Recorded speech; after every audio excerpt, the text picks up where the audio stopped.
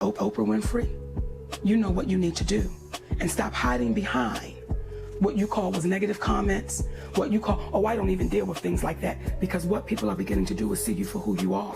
Where Oprah Winfrey and I have a problem is Oprah Winfrey called us up and she said my brother wanted to come on the show and talk about him molesting me, and he wanted to tell other parents how to look out for molesters. My brother Gerald is a charmer.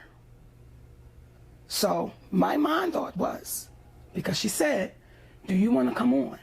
I said, I don't want nothing to do with that cat. I said, nigga, I know it's up to a scam, but people can change. And who am I to say he hasn't changed? It might really be different. So I don't want to get in the way of that. I just don't want nothing to do with it. She said, if you don't want me to have your brother on the show, I will cancel the show. No show will happen. But I wanted to call you up to see how you felt first. When I hung up that phone, brother, I looked at my husband. I said, that bitch is all right with me.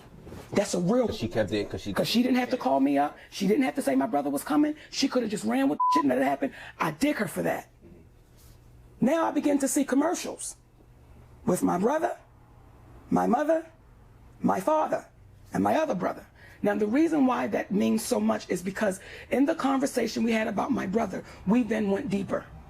And we began to talk about our relationships with our mothers and our fathers. And I shared my relationship with her about my mother, as she shared hers with me, which I will never repeat because she shared it with me about her mother and father. It might be something she shared with everybody, but wanted to make me feel special. I don't know. Nonetheless, it was in our moment.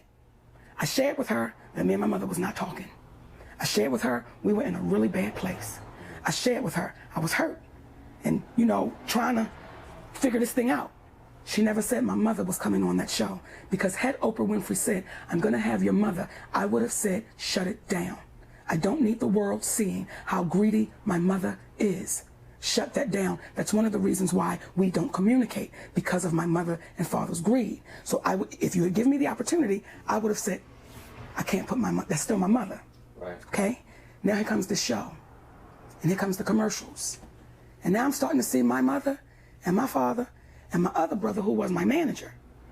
We didn't discuss that, Oprah. Wait, he was your manager and he went to Oprah? Wasn't my manager at the time. Okay. By now I had already, you know, fired him. Gotcha. So I'm watching this show, and I'm watching my father sit there, who was a strong alcoholic. I'm watching him drunk. I'm watching my mother be greedy. I'm watching my other brother, who was my manager, be greedy. I know my family. And I'm watching my brother who molested me sit on this stage, trying to paint this picture of I'm trying to be a help, but now I'm watching the scam. As much as they keep talking, I'm seeing the scam take place. Well, when it was all said and done, Oprah Winfrey calls me. And in that moment, I was still stuck in, this is Oprah Winfrey. How do I say, you had my mother, my father, my other brother, and I'm stuck in that moment. And when we hung up that phone, my husband looked at me and said, what's wrong with you? That's not what we made of. You know how you felt about that and how you feel about that. And you need to let that woman know, I don't care about a title and a position. That's not what you cut from. So it was my obligation to let Oprah Winfrey know how I really felt.